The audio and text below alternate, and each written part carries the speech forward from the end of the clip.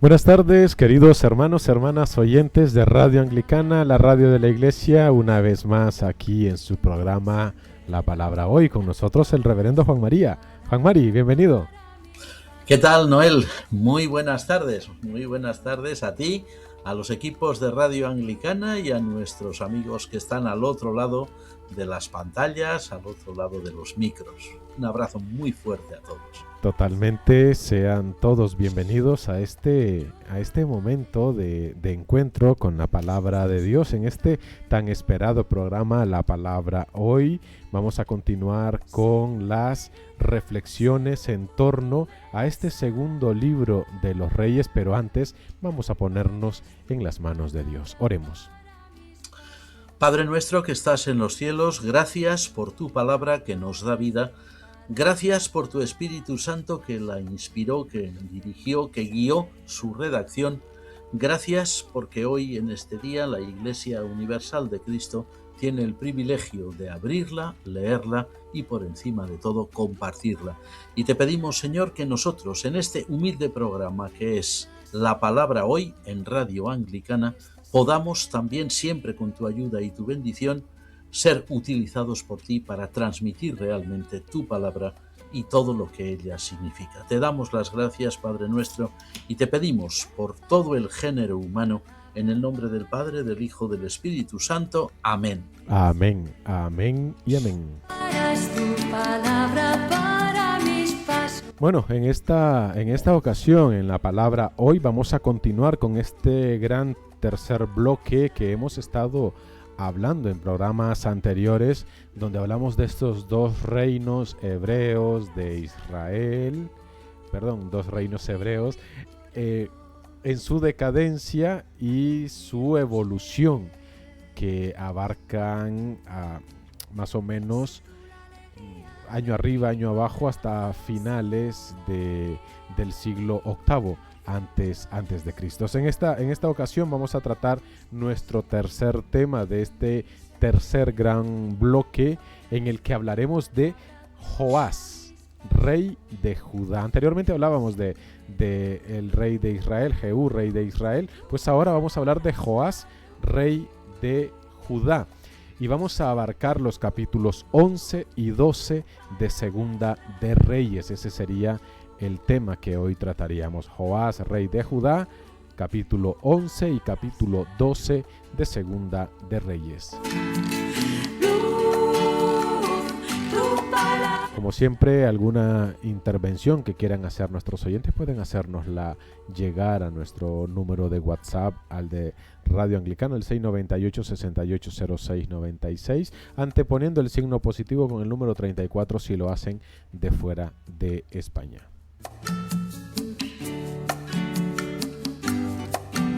Pues igual que la otra vez, ¿no, Juan Mari? No sé si te recuerdas que comenzaba preguntándote que quién era ese señor, rey de Israel, quién era Jehú, rey de Israel. Pues ahora lo mismo, ¿quién es Joás? Que decimos que es rey de Judá, pues ¿quién es Joás? Bueno, pues en realidad Joás sí fue rey de Judá, evidentemente, como leemos en estos capítulos 11 y 12 del libro segundo de los Reyes, pero lo curioso es que por nacimiento no estaba destinado a ser rey. A ver, sí que era príncipe de la dinastía de David, por ser uno de los hijos de Ococías, del rey Ococías de Judá, pero, como decimos, no era el hijo mayor, no era el heredero, era un vástago menor, ¿no? Además de una cuantiosa familia real, de una cuantiosa prole real, como era muy común en las dinastías orientales de aquella época, ¿verdad? Ahora, lo cierto es que, aunque él no estaba destinado a ser rey, finalmente lo fue. Ahora llegó al trono, vamos a decir, en unas circunstancias tan sumamente peculiares que desde luego, como han dicho algunos comentaristas de la Biblia y concretamente del libro segundo de los Reyes, la historia de Joás fue realmente una historia épica. ¿Qué sabemos de Joás? Has dicho que es una historia épica. ¿Qué nos podrías contar, por ejemplo, de esa historia épica de este señor? Bueno, vamos a decirlo así, por resumirlo de forma muy breve, que la infancia del rey Joás, que como decimos era príncipe pero no destinado al trono, fue una infancia vivida en unas condiciones de altísimo riesgo, pero altísimo riesgo de su propia vida. Resumiendo muy rápido lo que nos dice la historia bíblica. Cuando su padre, rey de Judá, que se llamaba Ococías, muere, y si recordamos lo que habíamos visto anteriormente, en el programa anterior, muere por la acción radical y fulminante de Jehú, rey de Israel, contra la dinastía de Omri. Recordemos que Ococías, que era pariente de los reyes de Israel, había descendido de Judá a Israel para visitar a su primo, y a Jehú le importó muy poco que fuera rey de otro estado. Él lo que quería era acabar con todos los omritas. Bueno, pues cuando Ococías, el rey de Judá, muere, en el reino de Judá se da o se produce una especie de golpe de estado protagonizado por la reina Atalía. La reina Atalía era la madre del rey Ococías, es decir, la abuela del niño Joás. Lo que ocurre es que esta mujer, Atalía, que debía ser un personaje de unas ambiciones desmedidas, no hay que olvidar que era hija de aquellos famosos reyes de Israel, Acab y Jezabel, y que fue educada por Jezabel, su madre, o sea que nos podemos imaginar el tipo de educación que había recibido. Atalía, llevada por su ambición, lo que quiso fue exterminar a toda la familia real de Judá. Dicho de otra forma, su propia familia, con una intención muy clara: instalarse ella en el trono de Jerusalén, introducir el baalismo de su madre Jezabel en Judá y reinar de forma absoluta. Y lo que hizo fue, evidentemente, como nos dice el texto, eliminó a toda la familia real. ¿Qué ocurrió con Joás, que era un niño muy pequeñito en aquel momento? Pues se salvó providencialmente de la masacre porque su tía, que era la hermana del rey, su tía Josabet, o Joseba, como dicen otras versiones, lo que hizo fue ocultarlo. Es decir, que Joás vivió durante su más tierna infancia escondido en el templo de Jerusalén con una nodriza durante 6 años, bajo la supervisión del sumo sacerdote, el sumo sacerdote de aquel momento, que se llamaba Joiada, mientras que la reina Atalía, que creía que había exterminado a toda su propia familia, pues gobernaba con mano dura el reino de Judá. Es decir, lo que decimos, el pobre Joás tuvo una infancia de altísimo riesgo, de vivir siempre oculto, que nadie supiera que él estaba escondido en el templo, y sobre todo que su abuela Atalía no tuviera noticia de él, porque lo hubiera eliminado de inmediato. Es curioso, Juan Mari, ¿y qué nos dice Segunda de Reyes sobre el reinado de Atalía? ¿Qué nos dice? Muy fácil responder, nada. No dice absolutamente nada. ¿Por qué? ¿A qué se debe esto? Pues es muy evidente que los redactores, los hagiógrafos, los que escribieron los libros de los reyes, eliminaron de forma deliberada cualquier referencia, cualquier recuerdo del reinado de aquella mujer impía, dictatorial, porque aquel reinado supuso, desde luego, un paréntesis muy desafortunado, un paréntesis muy desgraciado, idolátrico, con la introducción del baalismo de la reina Jezabel de Israel en la continuidad de la dinastía de David. Es decir, Ococías era el rey legítimo, Ococías había muerto, tenía que haber sido el rey uno de sus hijos, no Joás, sino el hermano mayor, pero lo mató la reina Atalía, mató a todos. Joás, como vimos, estaba escondido. Entonces el reinado de Atalía fue un paréntesis. No fue la continuidad dinástica, fue un momento terrible. Es muy curioso que no cuenten absolutamente nada, porque la verdad es que, como muchas veces se dice, ni queriendo uno puede hacerlo todo mal. O sea, algo tuvo que hacer bien la reina Atalía, alguna medida tomó que debió ser buena, pero los hagiógrafos debían manifestar una antipatía tan grande hacia ella que no quisieron conservar más que, desgraciadamente, el nombre, por supuesto. Ninguna medida, ninguna previsión, nada de lo que ella hizo. ¿Y cómo llega al poder a pesar de ser joven y toda la circunstancia extraordinaria que tuvo que atravesar la criatura? ¿Cómo llega al poder? Pues también con un acto épico. Y fíjate, un niñito tan pequeño. Bueno, lo que nos narra el libro segundo de los Reyes es que se orquestó, o sea, debía ser tan grande el odio que tenía el pueblo de Judá para con su reina Atalía, que los propios sacerdotes, el sumo sacerdote Joiada, los sacerdotes del templo, la guardia del templo, organizaron un clarísimo golpe de estado. E incluso si leemos ahí en el libro segundo de los Reyes y en su paralelo, el libro segundo de las Crónicas, vemos que se hizo, se organizó, pero muy bien, por cierto, toda una estrategia en la cual incluso los guardias del templo que tenían que librar porque era el sábado y tenían que ser sustituidos por otros, todos se unieron allí, todos con sus armas en la mano, todos dieron el gran golpe de estado. Eso significa, el sumo sacerdote Joiada ya lo debía saber muy bien, no se hace una cosa así a ciegas, él sabía que contaba con grandes apoyos entre el pueblo, probablemente las clases más altas, los aristócratas, el ejército, no solamente los guardias del templo, ¿no?, sino el ejército en general, aunque no se menciona, no se da ningún detalle como tal, ¿no? Los relatos bíblicos suelen ser muy telegráficos, pero es evidente que para organizar un golpe de estado de esta envergadura, derrocar a una dictadora como era Atalía y acabar con ella, es que tenían que estar muy bien organizados.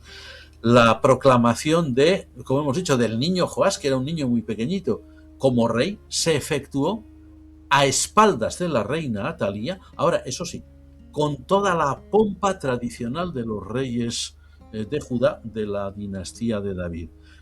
Y colocarle al niño la diadema en el templo con toda la multitud vitoreándolo, la guardia, los sacerdotes. Claro, Atalía, según leemos, cuando oye el estruendo se dirige allí a ver qué ocurre y ve, para su asombro, que está allí un niño que es su propio nieto y ella creía que lo había exterminado y ve que lo están proclamando rey.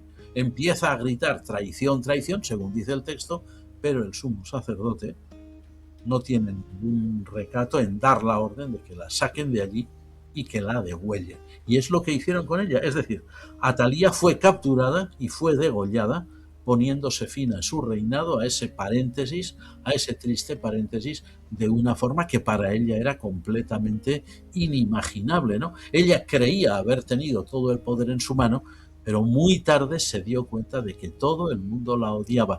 No debía ser una persona, esto es una idea, una opinión muy personal, no debía ser una persona muy inteligente o cometió el mismo error que cometen muchos o han cometido muchos dictadores, ¿no? Es muy curioso que los grandes dictadores siempre se creen figuras altamente amadas, apreciadas y estimadas por sus pueblos, y no se dan cuenta de que sus medidas hacen que esos mismos pueblos los odien, y por eso muchos son derrocados y parece ser que no sean conscientes de lo que está pasando, ¿no? Mira, sin ir más lejos, la semana pasada estábamos visionando una serie de documentales sobre dictadores del siglo XX, de nuestra edad contemporánea, que han caído estrepitosamente y ellos no se lo creían. Pensaban que todo el mundo los amaba y los vitoreaba y no se daban cuenta de que el pueblo los odiaba. Algo así le debía pasar a Atalía. Vivía de espaldas a la realidad y cuando la realidad se le hizo patente, pues la degollaron.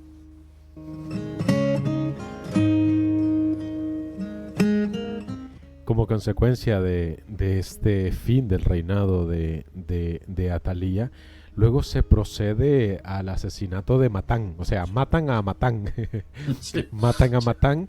¿Qué nos da a entender esto? Y Matán era sacerdote, ¿no?, Sí. de los Baales o del templo de Baal. ¿Qué nos da a entender esto, Juan Mari? Sí, imaginemos la paradoja, ¿no? El absurdo. Jerusalén, la ciudad santa, donde estaba el templo de Dios, el templo edificado por Salomón, pues en el reinado de Atalía tenía un templo paralelo, no estaría en el mismo lugar, evidentemente, donde se adoraba a Baal, ese famoso Baal que había introducido en Israel, en el norte, la reina Jezabel, la madre de Atalía. E incluso tenía un sacerdote, ese tal Matán, un sacerdote nombrado allí, que oficiaba, pues evidentemente para la reina Atalía y para sus partidarios, ¿no? Lo que se nos da aquí a entender es que en Judá, en el reino del sur, en Judá, al contrario de lo que había pasado en el reino del norte, en el reino de Israel, el baalismo en realidad había tenido muy poco éxito y muy pocos adoradores. En el Israel del norte sí, tanto es así que, si recordamos el programa anterior, Jehú tuvo que idear una añagaza, una trampa para eliminarlos a todos de golpe. En Judá no fue necesario, porque es que debía haber muy pocos. Puede ser que hubiera sido, esto lo han dicho algunos comentaristas, puede que hubiera sido tan solo una especie de culto privado, culto propio de la reina, de Atalía, y de sus más allegados, pero sin mayor incidencia en la vida nacional. Ahora, una cosa está clara: sin nada más ser degollada, la cruel, la tiránica, la despótica, la asesina, sanguinaria reina Atalía. Inmediatamente después matan a este hombre, al tal Matán, también es casualidad que se llamara así. Bueno, pues eso solamente significa una cosa, y es que el pueblo odiaba todo lo que significaba el reinado de Atalía, y este hombre, Matán, que yo me imagino, a ver, que no tenía culpa de nada, él simplemente era el que estaba allí porque habían puesto, sí, tenía la culpa de ser idólatra, evidentemente, en la tierra sagrada de Israel, pero él no esperaba decir, mira, que me pongan de sacerdote para que luego me degüellen. No, él pensaba que eso sería toda su vida. Sin embargo, mira, lo que le ocurrió fue que cae la reina y automáticamente cae él. Eso significa que el baalismo en Judá no tuvo realmente ningún éxito. Volviendo con Joás, Juan Mari, pudo reinar, fue un rey títere de que todos otros reinaban por él, lo digo por la edad, ¿no?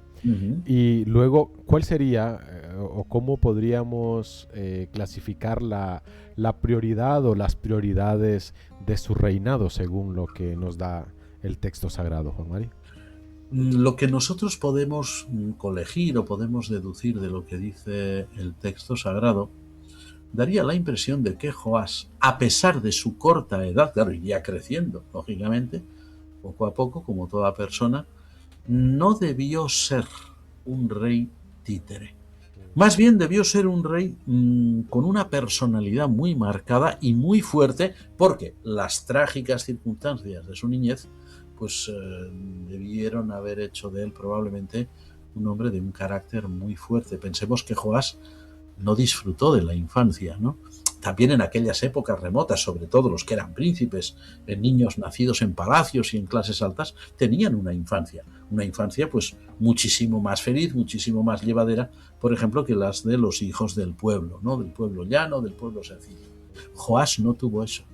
Joás lo que tuvo es una infancia basada en el temor, en el miedo de ser descubierto, en no hacer ruido y sobre todo en ser educado probablemente por el sumo sacerdote Joiada, en el sentido de que tú eres el verdadero rey y tú has de reinar un día, y has de reinar en nombre de Dios y has de bendecir y proteger a tu pueblo.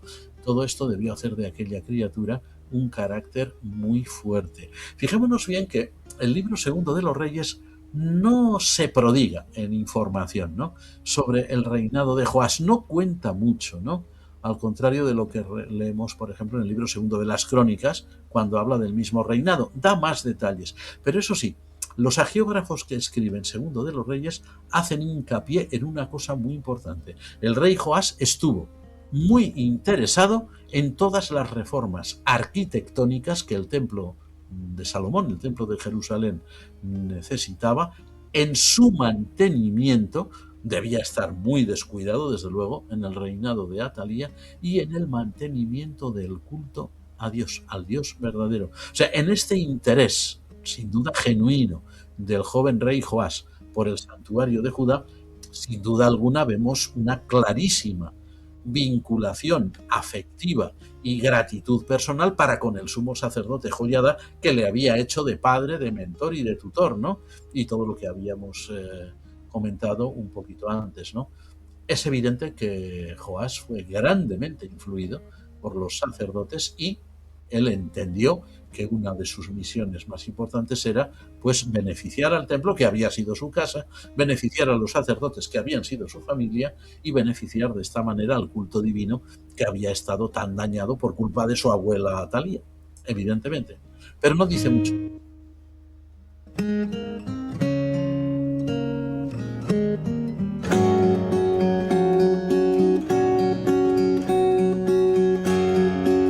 Bueno, para finalizar, Juan Mari, yo creo que por justicia tendríamos que rascar un poquito si hace falta. Y si de Jehú sacamos los trapos sucios, pues saquemos alguno también de este señor del reinado de Joás. ¿Qué negativo encontramos? Porque según hasta donde vemos, pues esa preocupación por el templo y tal es positivo, pues algo negativo tuvo que tener la criatura. Lógicamente, como decíamos, no ni se puede hacer todo mal, ni todo bien. Y algo tuvo que hacer de bueno, aunque no se consignara, ni tampoco se puede hacer todo bien. Humanos somos, ¿no? Algún problema tuvo que tener el rey Joás. Bueno, pues vamos a decir, recordando un poquito lo que decía el texto, dos datos así que nos vienen ahora a la mente, dos datos negativos que el libro segundo de los Reyes nos dice sobre el reinado de Joás. Mira, el primero de todo es que el reino de Judá era un reino débil, lo mismo que el reino del norte de Israel. El reino de Judá estaba debilitado, muy debilitado frente a los ataques de sus enemigos, sobre todo de unos enemigos muy concretos, los sirios, los arameos, que fueron la peste de Israel, el gran enemigo, ¿no? Bueno, y esos ataques pues los tuvo que solucionar, tuvo que hacerles frente, pues por medio de un elevado tributo, es decir, prácticamente pagando a los enemigos para que los dejaran tranquilos, ¿no? Claro, y estos elevados tributos eran costosísimos y gravaban por completo la economía del Estado, la economía del país. Este sería el primer dato negativo. El segundo que recordamos es que su propia muerte, la propia muerte de Joás, que según nos dice el libro segundo de los Reyes, no murió ni de vejez ni murió de enfermedad, sino que murió víctima de una conspiración orquestada por sus propios súbditos. Y esto es indicativo de algo que el libro no cuenta, pero que lógicamente se puede deducir. Si un monarca determinado muere como víctima de una conspiración que ha sido dirigida y orquestada por sus súbditos, eso significa que entre los súbditos de Joás, el reino de Judá, había un descontento generalizado frente a su gobierno. A ver, no podían estar muy contentos, y es fácil de deducir, no podían estar muy contentos si el rey tuvo que grabar a todo el país y grabar con V, no con B, grabar a toda la población, teniendo que pagar esos tributos tan exagerados a los enemigos sirios, ¿no? La gente no debía estar contenta con esto y se debían sentir muy agraviados, hasta que alguien pensó: esto ya es intolerable, este hombre nos está empobreciendo, vamos a la ruina, perdemos guerras, perdemos de todo, acabaremos muertos de hambre, hay que acabar con él porque él es realmente el problema. No tuvo, o sea, su infancia no fue precisamente lo que se puede decir una infancia dichosa, pero su final tampoco fue un final ni muy glorioso ni demasiado bueno. Sí, como se hace la gracia, ¿no?, del psicólogo que te dice: tú fuiste feliz en tu infancia. Pobre criatura. Bueno, pobre Joás no. Joás, ni en la infancia ni en su parte final de la vida tampoco. Bueno, pues entonces aquí lo vamos a dejar, Juan Mari. Ya hemos analizado estas dos figuras, del rey de Israel, ahora del rey de Judá, y pues aquí vamos a dejarlo para que nuestros hermanos que escuchan en la radio pues se tomen un descanso, sigan leyendo un poquito más para los próximos programas que vienen. También siempre seguimos analizando Segunda de Reyes. Estamos entre los capítulos 9 hasta el 16. Estamos en este tercer bloque, gran bloque, que lleva pues varios subtemas que vamos dividiéndolo para hacer más comprensible y más que podamos entender con más facilidad el dato bíblico. Así que llegamos al final. Muchas gracias, Juan Mari, por tu tiempo y por tu compartir con nosotros. Gracias también a nuestros oyentes, principalmente porque son ellos la razón de este espacio.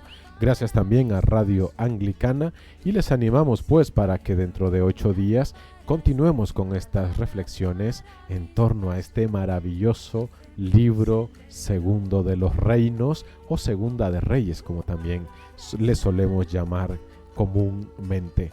Nos encontramos dentro de 8 días, si Dios así lo permite. Alabado sea Jesucristo. Amén. Amén. Señor, está siempre en peligro, pero no olvido tu voluntad.